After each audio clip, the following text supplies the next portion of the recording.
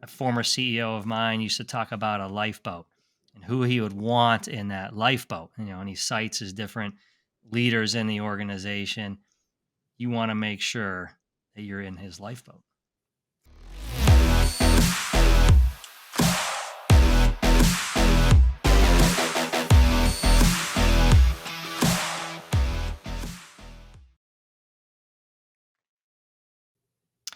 Welcome to the CIO Lifeline podcast, bringing you practical tips and sound advice from the front lines. I'm your host, Tony Darden, joined by my co-host, as always, Tom Doran. Hey, Tony, glad to be here. So tell me, I know we had a great discussion last time. What are we talking about today? Today's topic is redefining IT, being a partner to the business. This is not all about broken keyboards and system crashes.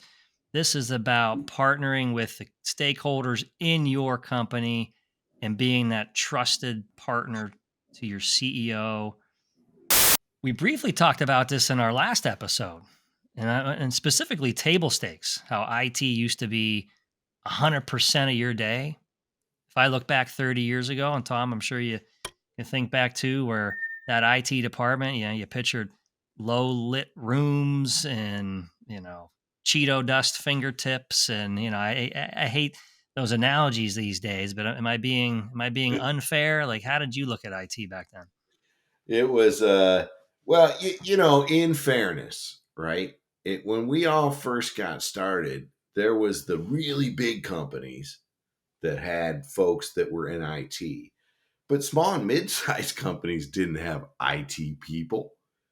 Maybe Yeah. they had somebody who helped with a server, right? Like my Yeah. son's nephew or my son's brother-in-law or whatever. And in the companies that leverage information technology and the tools to support their strategies, it's come night and day. And I look at it in terms of percentages. I tend to have a simplistic view when I'm talking about this very topic, right? Because what was 100% dark server rooms and broken keyboards, I look at how that's changed over the years. And let's face it, that type of table stakes IT isn't going anywhere. It's always going to be part of the job. But if I even go back now 10 years ago, that table stakes set of buckets was probably half my day. The other half was meeting with business stakeholders. Maybe I'm in the field with sales reps trying to understand how they use technology, right? As leaders and those aspiring to be a leader, I think 25% should be your goal. But I also see that as the floor. Like, can 25 get to 10? I mean, you always want to have some baseline knowledge about how IT is running your operation. Mm-hmm. And I mean that from the front of the house to the back of the house, because you can't go in any part of an organization and not have an IT element today. You can't necessarily say that with Isn't that a fact, operations. Tony? That's right. Yeah. You know, I it, everybody, you protect your domain, right? That's just, no one's immune to that. Because I remember I used to get in these philosophical debates with the sales team, the commercial team. Well, if we didn't have an order, ops would have nothing to pack and ship, and you'd have, you wouldn't even have an email to send out about an order. Well, you can't say that today. So even with the best commercial team in the world and an operations team that has, 100% on time delivery, as a consumer, if I don't like how I get that order in, and God bless you, Tom, I love you to death, but if I'm buying something from your organization and I'm forced to always have to phone it in or, articulate everything I want in a particular way to you, and I don't have any kind of self-service capabilities or varieties or, I can probably itemize 10 more things. I'm looking at a company that can do that. And in all Right. those examples, it's technology driven, right? That's right. Yep. One walk through an Amazon warehouse and all those conveyor systems and those bot pickers. I mean, what do? They help with error reduction. They help with speeding up the time that products off the shelf and routed in the right truck. It's hard to have a conveyor system put a FedEx package on a UPS package unless something goes absolutely haywire. But as a human being, if I get distracted, that can happen. So Mhm. yes, we need an order coming in for us to have a job, but that doesn't hold up the way it would hold up 10 years ago, right? But back to my point where that 25% floor handles, the basics, making sure that systems are operational, making sure that our employees are empowered with the tools they need. That other 75%, I want you to be lockstep with the leaders of your company.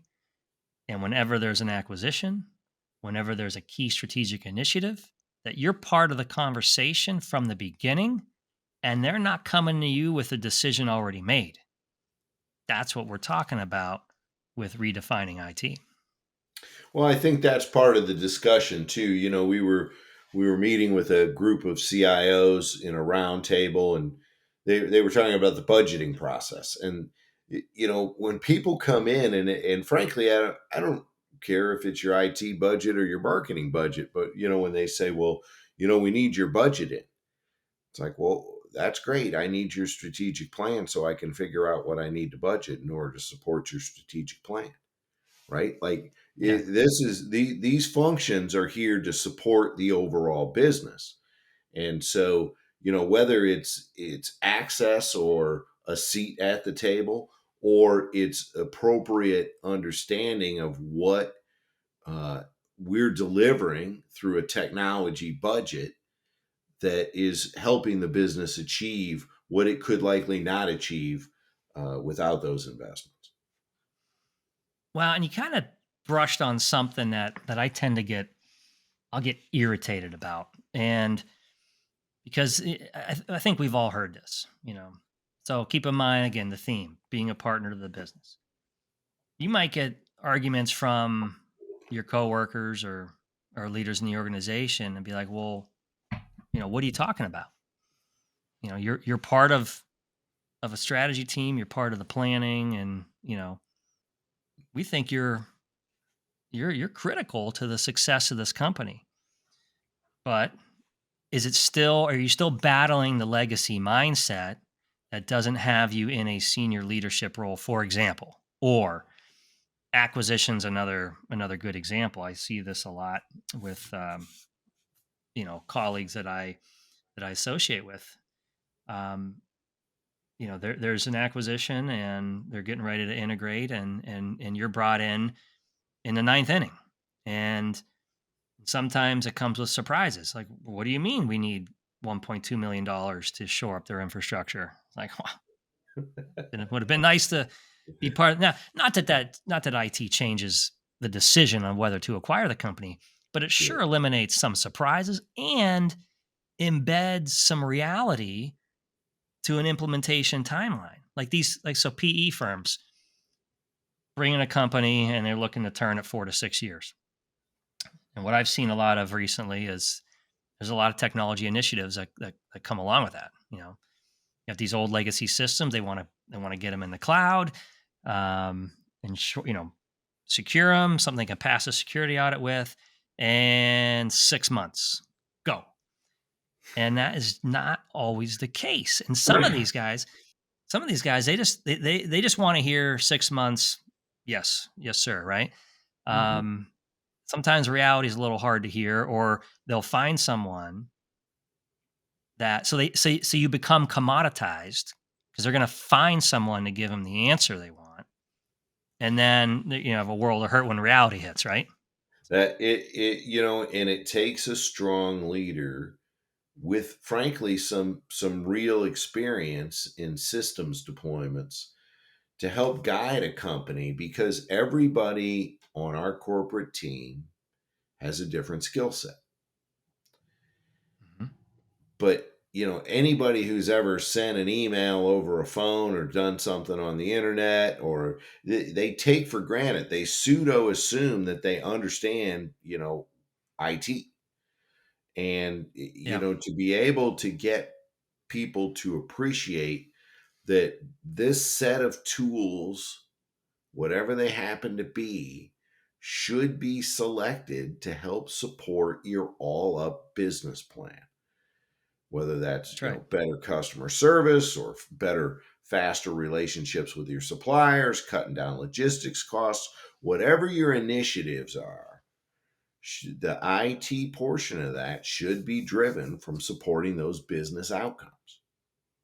That's right. And while we want to make sure our business, uh, the leaders in other functional areas within our business are involved, I'm also a strong believer that there should be a selection committee, right? But there shouldn't be, and this might sound a little harsher than I intended, but there shouldn't be cowboys in the sales department picking out a CRM system and then showing up at the IT director's desk going, hey, we got to get this implemented because, and by the way, it needs to integrate to whatever we're running for accounting. Yeah, Which, I mean, you yeah. smile, but that happens, right? And so It when does. you got a seat, that it mitigates it. It's a great point. And again, yeah, and it starts with having that seat. That's right, because this might be the best idea ever when you hear on the commercial side what this tool is going to do, until you realize it's going to cost us 3 times as much and takes us 4 times as long because of these technical hurdles A, B, and C. Not that you don't cross them, not that you don't tackle them, but it should be part of the conversation. And like I recently went through an example where I'm at currently. I had a member of the commercial team. We're on Dynamic CRM, and he calls and he says, "Hey, what would it take for us to go on Salesforce?" And I'm like, I said, "Well, walk me through that. Like, what do you like?" Because I know they're bulldogs, man. I mean, they are kind of like Nigel Frank with recruitment. I mean, and the answer is always no problem. We integrate, no problem, no problem. Oh, um, they are relentless. But as we got into the conversation, what it boiled down to was he just liked the look of their reports because they're sexy. They have a Right. really good look and feel. But at the end of the day, you're after content, right? And I'm not suggesting that if you have, the report that comes out in that alternate green white dot matrix paper, right? And or it's an 8-bit screen that they're clicking through. And I mean, any system that you have in place today has, in general, a nice, clean look to it. Mhm. So the content was what he was after. And within 7 days, we had our Power BI personnel craft that report, worked with this individual back and forth, problem solved. But that's where I mean, it kind of feeds what you're saying, right? You just Right.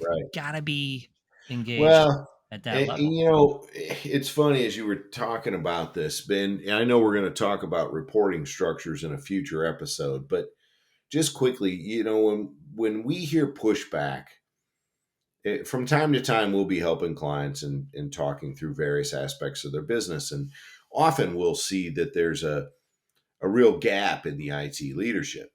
And so now, everybody, just close your eyes for a second, real quick. One, two, three. Who does the IT person report to? Yeah. The CFO. Every time, the CFO. Why? Yeah. Because 35 years ago, when I got started in this business, they were accounting systems. They didn't even have networks, right? So all of this No. grew. It's not like somebody architected an IT reporting structure and said, well, of course they should go to the CFO. No, nobody understood computers at all, really. No. It was They an were easy answer, accounting systems, partly. right? They were accounting systems. And so That's right. now, 35 years later, when we've got e commerce integration and EDI and phone system integrations, and you see where I'm going, right? This is no more appropriate to report through accounting. I mean, you might as well have the Yeah. engineers report through accounting. You're really missing the boat as a corporate leadership team if we're failing to acknowledge that the strategic importance of the IT function has been elevated. Not And It's not more yeah, important, but it's equally important. I agree. And so, I've talked about that 25% legacy IT not going away, 75% you want to be, that partner. If you're talking to your CEO at that 25% bucket, eyes the eyes glaze over. I mean, it's just That's some right. some CEOs are just technology adverse, or it's very intimidating. So yeah, and we have future episodes dedicated to this topic, but reading the room, being able to talk at the level, of your audience. And sometimes you got a mix of, you know, expertise and competencies when it comes to IT in the room. Critically important. Well, you have to be Now, able to carry the message, right? Just because you were a that's great, right. IT director doesn't mean you're going to be a capable CIO. It's a No. different skill It, set. Tom, that's a great point because I know CIOs that have not had any IT history. Right, and Some of been the best very effective, CIOs have right? never been in IT. Right, and been CIOs, very yeah. effective, right? Absolutely. Right.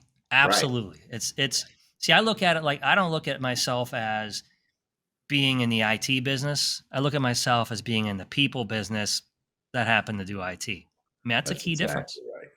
That's exactly right.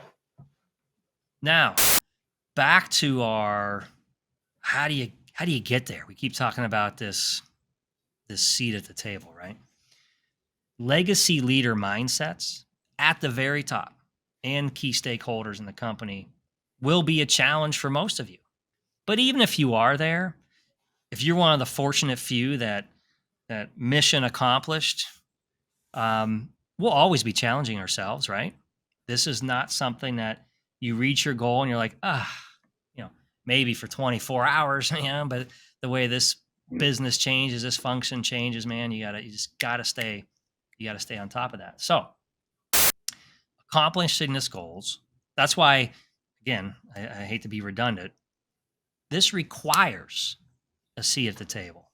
How we will get there, we're going to chip away at this across a lot of our episodes. But on this one, we're going to highlight some of the challenges and what it means, what it means to be part of that group. So I thought we'd start with change management because change management is what is it's a key success factor. But I don't like And change.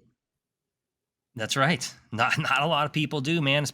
And I feel maybe it's an age thing, right? The longer I'm in a system, you're used to a particular way of doing things, I'll just a quick story. So when we were last ERP implementation I was doing, one of our customer service leads was in the room and we were in discovery and we just want to understand their process, looking for improvements.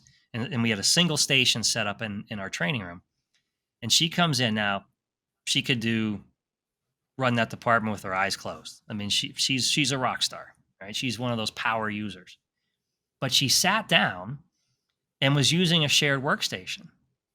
And it was probably 5 minutes before we even started because she was like, well, I'm used to seeing this. And I mean, okay, this mouse is really weird. This sucks. Can I get my mouse? And I'm just like, holy shit, right? This is, but think about that.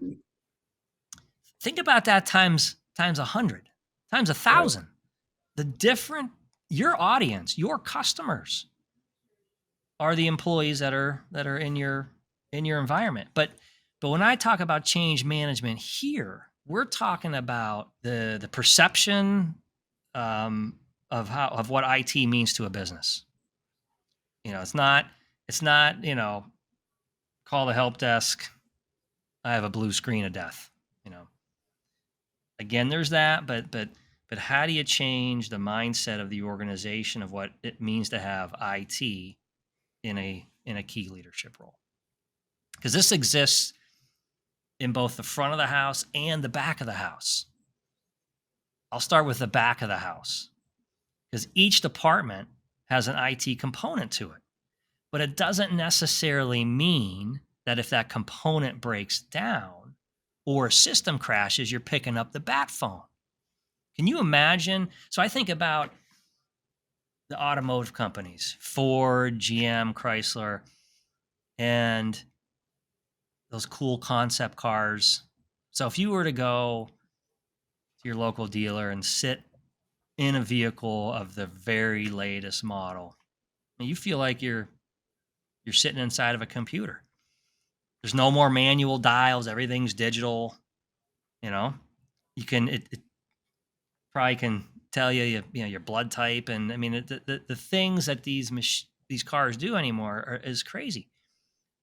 But does that mean that everybody that services the cars are now part of the IT department? So where I'm going with that is this involves training your legacy employees. Just because there's an IT element to a person's function doesn't mean when it goes sideways, it's an IT problem. Does that make sense? It does, Tony. And I also think that part of that education is helping people who are going to be impacted in whatever system change might be coming to keep them apprised of the why behind the what, right? Mhm. Why are we making this change? What's it going to mean for your job? And how are we going to make sure that you're going to be okay? And when Yeah, people really understand that, that's a great you're point. going to bring them in, you're going to bring you in the tent. We're going to tell you what's going on. We're going to explain to you why. A story I tell all the time. So I've been involved in ERP systems for a couple of decades now, and people would say, "Well, it's going to make us more efficient." I agree. It will. In aggregate, a well implemented system is going to help make your company more efficient and more effective in serving your customers. However, somebody is going to get killed. I don't know who it is, but if she didn't like the mouse in the test system, she's really not going to like that I need her to fill in these extra three fields so that the person in shipping gets the information they need. So in turn, the accounting folks get the information they need, right? It becomes a much more holistic system, and we need everybody to understand why their part's important and then help bring them along the journey. That's right. That's right. And that's back to that legacy employee training part, right? But you cannot get the seat at the table if you're not really good at change management and you miss that piece, which is right where you started, right? How do I get the Yeah, seat? You need to be that's a right. master of change management. And you got to have empathy, right?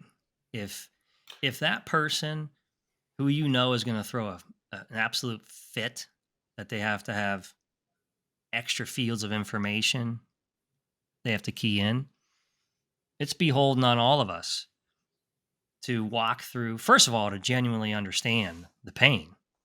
Right. I get it, and I like to share my story with, I remember the green screen days, working on a green screen, AS400 or an old Unix box. I still think today is much faster than the point and click and wait. And, now, would I necessarily go back to it? No. But if I can surgically hone in on process speed, I'll argue to the death that I'm going to be much faster in that type of environment. Might not be as Well, intuitive because younger gen's another part of that, right? The younger gen coming in are more technology willing, so I kind of broadens it. It kind of adds to the scope of why you want to innovate and keep up with. I'll say keep up with the times. You were going to say something though. Well, you touched on something else, and it goes hand in hand with change management, but you also have to start to think like a business leader, which means you need to be able to write a reasonable business case for the economic impact, ROI, of the project that you're ready to propose to your senior leadership people. When you start to conduct yourself more like a senior leader, then you'll be viewed more like a senior leader. And in the right organizations, at some point, someone will be elevated to be that senior leader. Yep, and that's when we start talking about the front of the house, right? So I'll Right. close the loop on the back of the house. So you got three elements in play with respect to change management. You have the legacy employees, how they're going to view that technology, being empathetic to their process, being able to market what these improvements are. Can you get them to feel it? These are real challenges, and those are challenges that you just don't learn in the classroom in college. This isn't a technical. This is a business minded challenge. The other layer is your younger gen onboarding, because now you get those that know it all, right? How do you manage that? And then the overarching theme here is, do you have company stakeholder recognition of this, of your ability to influence that? Right. Or are they looking at it like it's just implement it and we'll figure it out? So capturing that story, finding ways that it just draws itself out, I think are very, very key. Now, the front of the house that you were mentioning, because changing the mindset, especially at the very top, can Right. require nothing short of a miracle. I mean, it's just in the wiring. It's how they're wired, right? There are three ways of doing things around here: the right way, the wrong way, and the way that I do it. But in both parts of the house, back and front, but especially in the front of the house, you need patience, because change doesn't come easy, and it can't be about you. Yes, you want to have that seat at the table, but if you just make it all about yourself and your personal growth, I think you're in for a tough go. It's about demonstrating the value that IT brings to the table, of which you're leading. So it's already implied that it's you. Just be thinking a little more broadly about that. You mentioned about ROI. There's an argument you can't ROI an ERP implementation, right? Because it's just a thou shall. It's just a tool to do. Same with security, right? Now you can Mhm. opportunity cost. What if I get hit by ransomware? But there's plenty of IT projects where that ROI business case, having that project charter that demonstrate it, and knowledge of the stakeholders and a buttoned up plan, goes a long way in demonstrating, the talent that you bring and the discipline you bring to IT. And you know what? And before we get to our final segment, it's unfortunate, but I think it's just reality. One misstep along the way can set you back. Like, the whole phrase, one step forward, two steps back, that's very real. So you want to have a string of wins. You don't want to push too hard. You don't want to oversell. I mean, how many ERP implementations have you done over the years, Tom? Couple hundred. Couple hundred. Literally a couple hundred. And there is no one size fits all, but fair-minded, collaborative, those are the keys. And the very best CEOs, hey, look, if you've got a tough CEO, your path to the top is probably not all that realistic. But if you've got a fair-minded leadership team, and the people who are would be your peers at that level start to recognize that you handle yourself professionally, you develop your thoughts fully, you present plans and stick to them, if, I mean, it's IT, things happen, but if there is a variance in timeline or budget, you're communicating it early because you saw it coming and you understand why. Those are Well, the and type guess of who? And things. guess well, Go and ahead. guess who's gonna? So you made a very good point. The other stakeholders, in recognition of what you're after, who do you think they're gonna? You want them communicating that upstream, right? Right, exactly. And that and I think that's part of the challenge. Like, so this is kind of a rhetorical question: who has the longer tenure typically in an organization? IT leaders or CEOs?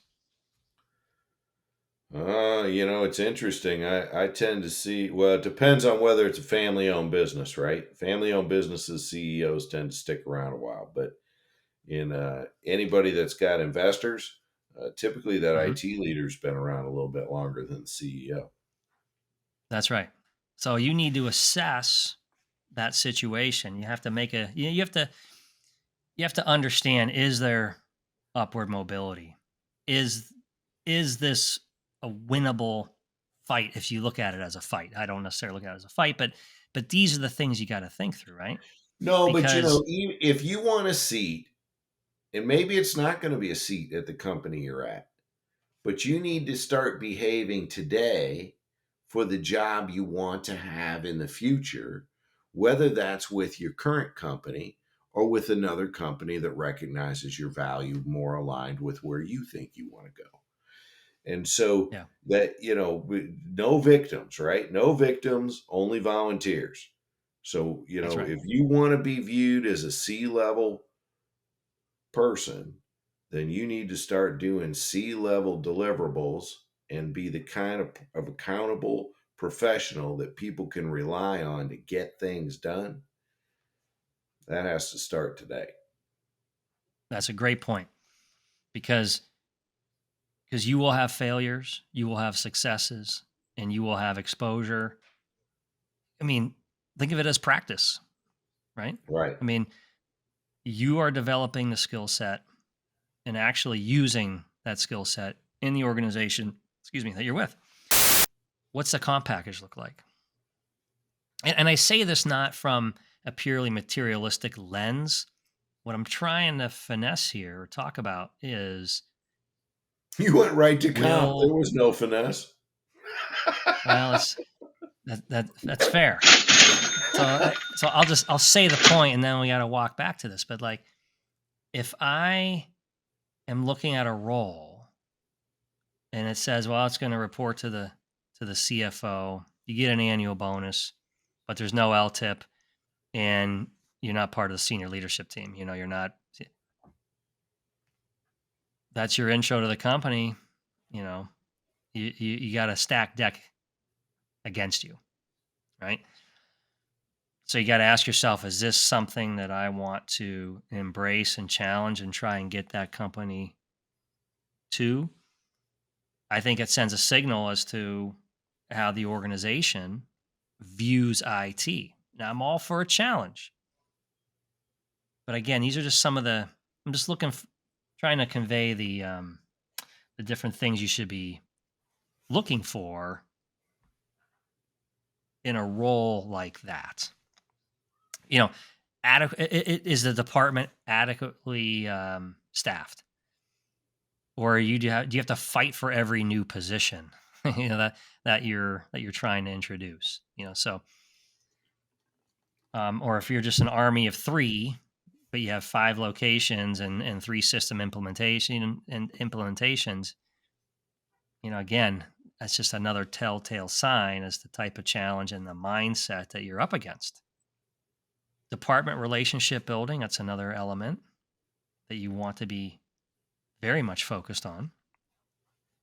You mentioned earlier, Tom, so you have these different relationships with other folks that may already have that seat at the table, but you're forming those relationships, getting some wins for them. That type of output, that type of activity tends to bubble up. And then being bottom line focused. And that means, and I fall victim to this sometimes. You fall in love with technology. There's this very cool gadget, this very cool thing, but it costs a lot of money for very little benefit at the end of the day. So now you got to let go of your crush, start over. Sometimes you're in the middle of a project that you recognize is going to fail. The last thing you want to do is hang on for dear life. CEO is going to respect you more for losing 50,000 than losing 6 months of time and 80,000. That's a tough pill to swallow. And how you address that and bring it up is important. And it better not be coming with excuses and reasons for own it. Right. Look, I Speaks was to your wrong. I credibility, thought this right? was the solution. That's right. That's right. Okay, that's a wrap. Thank you for your time today. Please subscribe if you haven't already and join us next time. We'll be talking about the CIO reporting structure and how you maximize IT visibility within the organization. Until Thanks, next time. Tony. See you next time.